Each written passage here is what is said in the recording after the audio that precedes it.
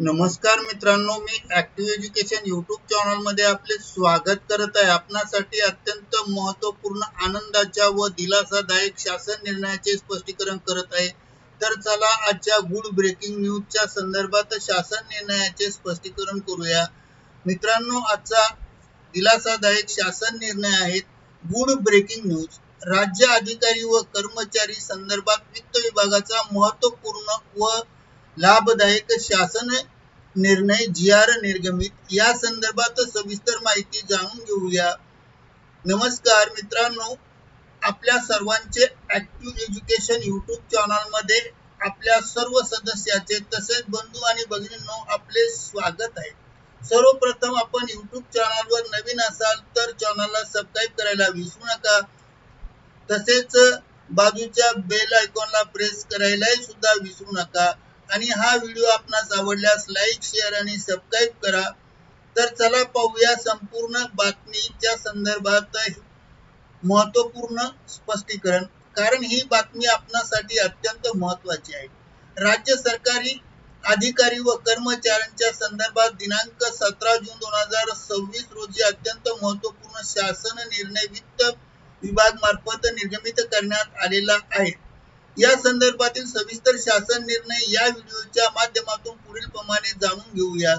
वित्त विभाग मार्फत दिनांक 17 जून 2026 रोजी निर्गमित करण्यात आलेल्या शासन परिपत्रकानुसार नमूद करण्यात आले आहे की शासन निर्णय दिनांक 31 ऑक्टोबर 2005 व दिनांक 27 ऑगस्ट 2014 नुसार तसेच दिनांक 1 नोव्हेंबर 2005 रोजी किंवा त्यानंतर शासन सेवेत नियुक्त होणाऱ्या कर्मचाऱ्यांसाठी अनुक्रमे परिभाषिक अंशदान निवृत्ती वेतन योजना व राष्ट्रीय निवृत्ती प्रणाली लागू करण्यात आली आहे। तसेच वित्त विभाग शासन निर्णय दिनांक 31 मार्च 2023 नुसार परिभाषित अंशदान निवृत्ती योजना तसेच राष्ट्रीय प्रणाली अंतर्गत कर्मचाऱ्यांच्या सेवा कालावधीत मृत्यू झाल्यास किंवा त्याच्या कुटुंबियांना कुटुंब निवृत्ती वेतन आणि मृत्यू उपदान व रुग्णता निवृत्ती झालेल्या कर्मचाऱ्यांना रुग्णता निवृत्ती व सेवानिवृत्ती उद्यान तसेच शासन प्रक्रियेत किंवा शासन सेवेत निवृत्त होणाऱ्या कर्मचाऱ्यांना सेवानिवृत्त उद्यानाचा लाभ अनुदेय करण्यात आला आहे। यानुसार शासकीय कर्मचाऱ्यांनी दिनांक 1 नोव्हेंबर 2005 पूर्वी शासन सेवेत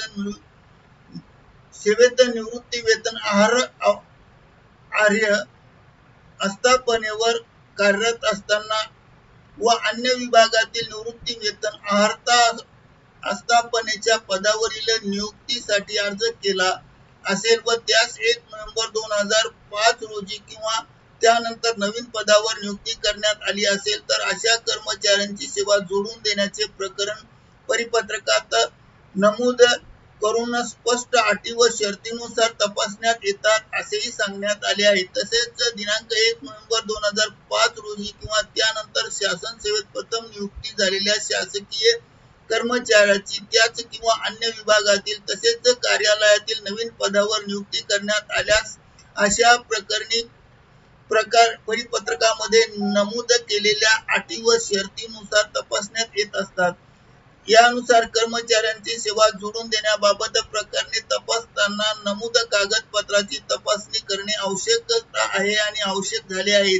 यामध्ये कर्मचाऱ्यांना प्रथम पदावरील नियुक्तीचे आदेश तसेच परिवीक्षाधीन कालावधी पूर्ण केल्याबाबतचे आदेश, नवीन पदावर सादर केलेल्या अर्जाची प्रत किंवा कार्यालयाने नवीन पदावर अर्ज सादर केल्याच्या परवानगीची प्रत, पहिल्या पदावरून कार्यमुक्त झाल्याचे तसेच तांत्रिक राजीनामा दिल्याचे आदेश, त्याचबरोबर नवीन पदावरील नियुक्तीचे आदेश असे कागदपत्रे तपासण्याची आवश्यकता आहे। त्याचबरोबर वित्त विभाग सदर प्रकरणे सादर करताना परिपत्रकानुसार कागद प्रकरणासह जोडलेले अभिप्रेत आहेत।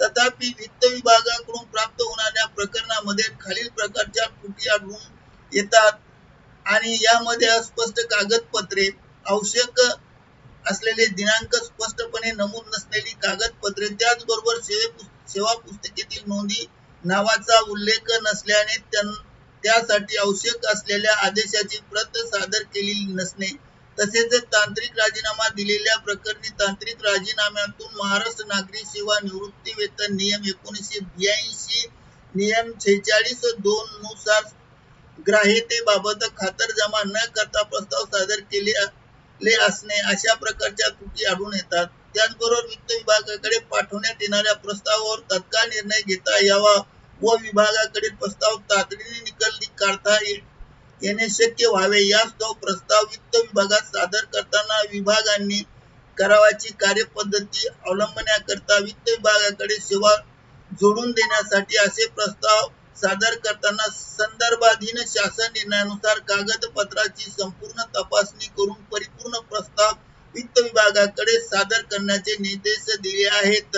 यानुसार परिपूर्ण प्रस्ताव सादर करण्याची जबाबदारी ही संबंधित प्रशासकीय विभागाची असणार आहे आणि तसेच प्रस्ताव सादर करताना संबंधित प्रशासकीय विभागाच्या सचिवांनी या परिपत्रकासोबत जोडलेल्या परिशिष्ट फॉर्म मधील प्रमाणपत्र प्रमाणित करणे आवश्यक असेल. सदर परिपत्रक हे जिल्हा परिषद मान्यता प्राप्त अनुदानित अशासकीय माध्यमिक प्राथमिक तसेच त्याचबरोबर कृषीत्तर विद्यापीठ त्याशी संलग्नित असणारे मान्यता प्राप्त अनुदानित अशासकीय महाविद्यालय तसेच कृषी विद्यापीठे व तत्सम अनुदानित संस्थांमधील कर्मचाऱ्यांना योग्य त्या फेरबदलासह लागू आहेत. या संदर्भातील सविस्तर शासन निर्णय डाउनलोड करण्यासाठी डिस्क्रिप्शन बॉक्समध्ये लिंक देण्यात आली आहे. येथे पिवळ्या पट्ट्यात काळ्या अक्षराने दिलेली लिंक डिस्क्रिप्शन मध्ये पहा. या लिंकवर क्लिक करून हा शासन निर्णय डाउनलोड करू शकता आणि आपण PDF सुद्धा घेऊ शकता, वाचू शकता. करिता आपल्यासाठी या दिलासादायक निर्णयाचे स्पष्टीकरण ऍक्टिव्ह एज्युकेशन YouTube चॅनलने केले आहे. आपणास हा व्हिडिओ आवडल्यास लाईक, शेअर आणि सबस्क्राईब करायला विसरू नका. धन्यवाद. Thank you very much.